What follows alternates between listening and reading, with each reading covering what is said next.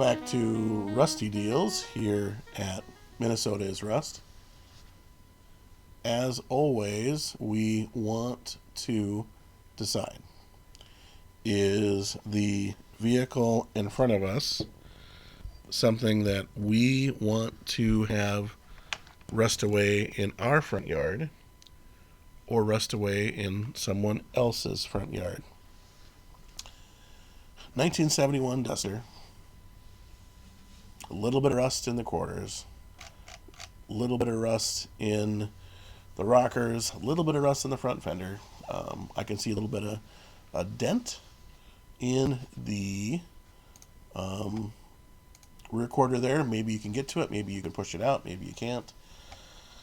This appears to be a donated vehicle to the auction. We have clear title, listed as, does it have an engine? Yes. Listed as a manual transmission, so that might be fun to look at. No keys though, so that's interesting. An odometer, 55,803 miles. So of course that would be exempt, or they mark them as exempt. It's only a five digit, and if it rolls over, you can't tell how many times, if at all.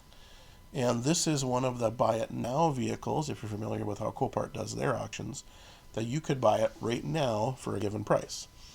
And for this model, that given price is $4,500. So is that a fair price or not? Looking at the little bit clearer view here, we can see rust across the bottom, rockers, front fender, rear quarter.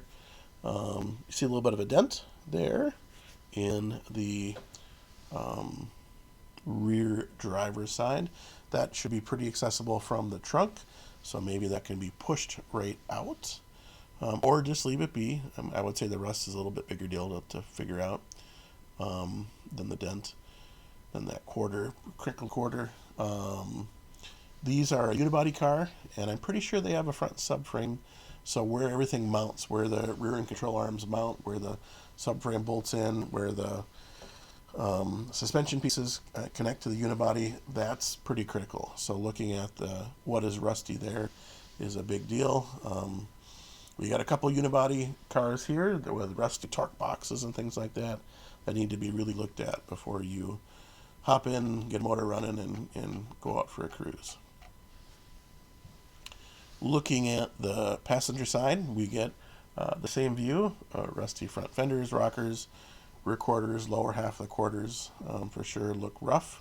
Again, structurally, what does it look like? If we see this much rust here, probably something underneath a little bit more serious. I didn't mention dog dish hubcaps. Take a look at that. They are, there's all four. So looks pretty stock, pretty standard, pretty base model here. The roof looks pretty good. I know I've looked at some vehicles through the years that have come from the coasts, from near the ocean, and they will sometimes be rusty, top of the rear windshield, top of the doors, and it typically sometimes can be from critters and rodents and mice building their mouse houses up in the headliner, and then all that they do there will make it rust. But those were from the salt. And the salt will settle, especially if vehicles are stored outside or just in a carport. You'll see salt, and that doesn't get washed off enough and will rust out from the top down, whereas here in Minnesota, it'll rust out from the bottom up usually. Nice picture here from this angle. That gives you a little bit deeper picture of the rust in the rear passenger side quarter. You can see the skin is separated from the inner structure there. Probably a little flippity floppity in the wind, so it will be fun. Yep, the front fender, yep, the rocker's still there. And if you look a little closer, you can see some rust on the top of the fenders there. So I remember with some of these years of Mopar, the inner fenders were structural, and they were easy for dirt and salt and water to get trapped up in the corners as the wheels would fling them around going down the road. and it would just sit there and eat. It was hard to get washed out. Regular car wash would never go up there. You'd have to go in there with a pressure washer or a hose when you could and rinse that out. But a lot of people never did, and so they would rust in a little more unusual places here. But it looks pretty straight overall on this side, besides the rust. Here is a little bit clearer picture. Yep, you can see the rust on the top of the fender on the driver's side. Curious to see what underneath it looks like. Passenger side, I see a little bit of something, but we'll have to get a picture of a hood open, hopefully, to see. Speaking of that, this looks like a pretty standard, a pretty base model here. And so my guess would be either a small V8. I don't know if 273s were still around in 71, but I know 318s were. Most likely a 6-cylinder, but we'll have to take a look at that. If it is a 6, it'd be that SLANT 6 at 225 that are pretty popular. I know they made a smaller SLANT 6, 190 something, but I don't know how late they used those, or if it went into the 70s or 71 on this model for that smaller SLANT 6. Front bumper looks pretty clear. Lots of bolts they used on these. 1, 2, 3, 4, 5, 6, 7, 8. Did not want the front bumper coming off, but I see the marker lights. I see the grill looks pretty straight and solid. Bumper is a little faded, but that would probably come back with a little steel wool and some Comet or something like that. A little bit of elbow grease to make it shine. Here is the rear of this Duster. There's your Duster logo back there. I can see the trunk lid, probably surface rust only, so that would come back or just leave as is. Tail lights, a little bit of rust around those. Rear bumper, a little bit more rust there, probably just surface. You can see the slots in there for the old school bumper jack. I can remember my children looking at those at car shows and cruise nights saying, "Dad, what in the world are those?" And we get home and I would show them the bumper jacks that would either plug in to the bumper or the ones that would hook around the front of the rear bumper. And yes, it looks sketchy that it would kind of wobble and shake, but I don't think the modern scissor jacks are too much better on a lot of the cars, especially if your daily driver is getting a little bit rusty where it kind of sinks in. Ask me how I know. I'd sometimes just throw a glove on top of it and crank it up just to get that tire off the ground so I get my mini spare on and get back on the road. Love that Duster logo though, that's great.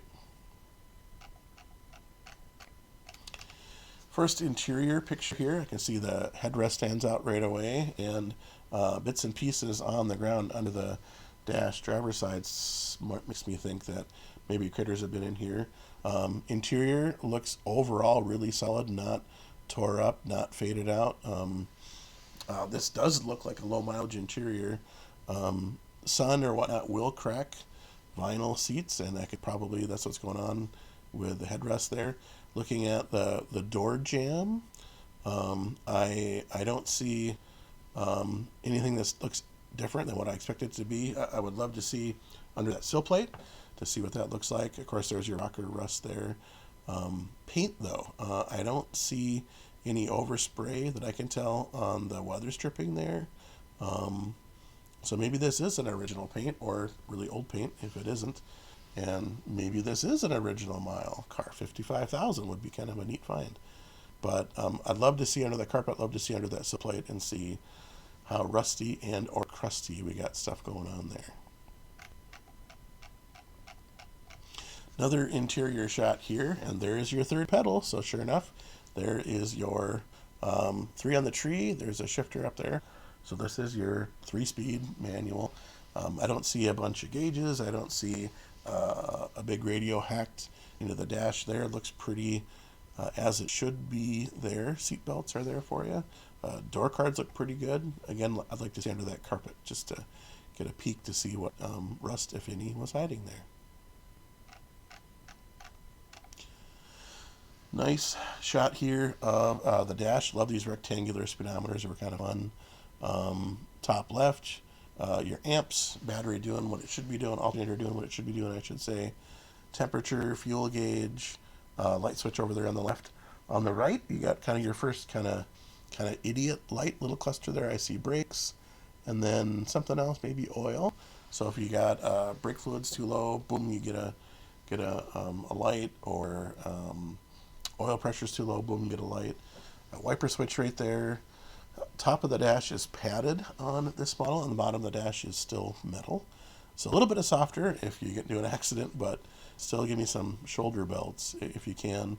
There are companies that will retrofit shoulder belts to get those plugged in, so that isn't too hard. I've seen some people put in not really a roll bar, but kind of a roll bar, and you can do belts that way. But typically you can get into pull the plastic off the interior panels and put a nutsert in, or you want a strong one, or I've seen people just weld a nut in, so you can get a shoulder belt, because you want to stay safe out there, so you can keep enjoying your old iron, your old rusty sheet metal out there. I do see the little bit of rust across the bottom of the dash here. Some of the screws look rusty. The parking brake handle looks rusty. So not totally sure what conditions this was stored in, but the paint is still kind of there on the top, so it must have been inside through the years.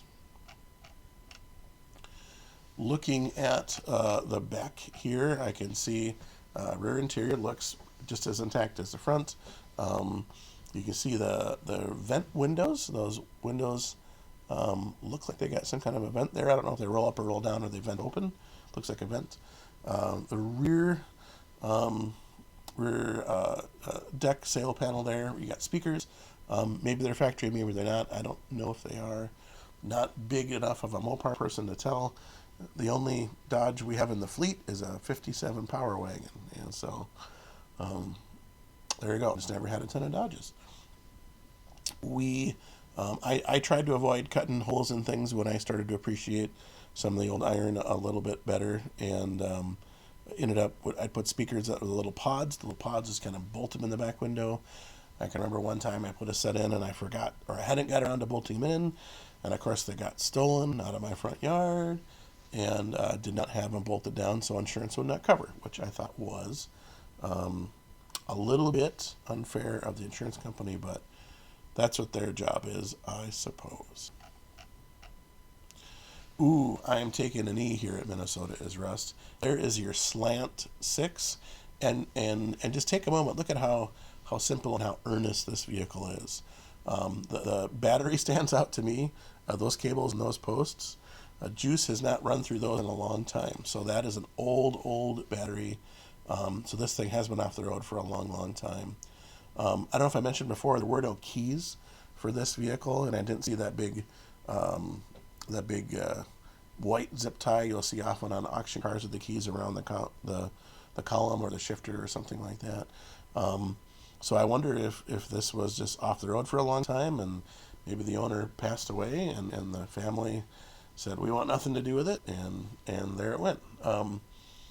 But you just love how, you need to work on the heater core. You can get to the hoses pretty easy, but it looks like the core is probably under the dash inside. Wiper motor right there. Blower motor right there. Alternator right up in your face. If you look at the heater line running from the front of the engine to the back, you can see that little red connector or plug next to where the oil filler is in the valve cover. I read an article years ago that there was a company that where it was able to sell those to repair shops all across the country, and it was where somebody could flush out their antifreeze or replace their antifreeze super easy, or flush out your heater core too. And so it was almost like a garden hose connector, and you'd buy that adapter, you'd cut your hose, put it in, you'd buy whatever bottle of chemical it was, you'd dump that in, and you'd run your engine for so long, and then put in fresh antifreeze. So I thought that's interesting that you see that right there. Fuel filter right there in front of the air cleaner, easy to get to. No power booster, so we got manual brakes backed by the master cylinder there.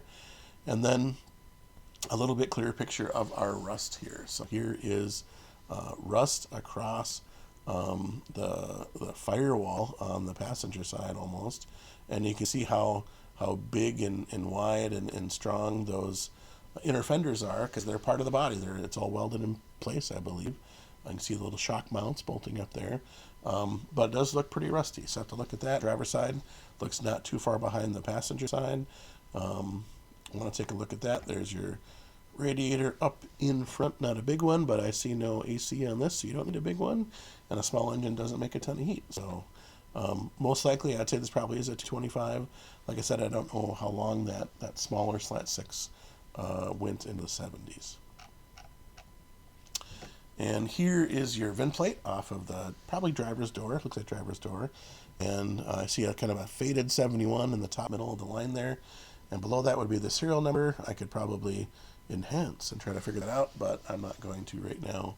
But what catches my eye, if I look at that oil change sticker on the top left, I can see 55,542. So if I look at the listing here and it says 55,803, which is what the odometer read in the previous picture, this maybe is a 55,000 mile car.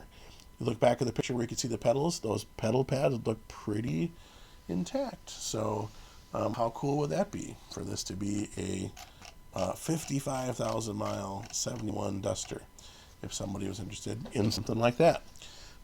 Again, we need to decide, you need to decide if this is a vehicle that you want to have sitting rusting away in your backyard, or do you want this rusting away in someone else's backyard? To be honest, 4,500 is a lot of change for this machine right here, especially if the floors are gone, trunk is gone, any structural components are gone. But I'll let somebody else make the decision on their own. That's just what we're thinking here at Minnesota is Rust. Thank you much. Thanks for hanging out with us here at Rusty Deals, and we will see you soon. Thank you.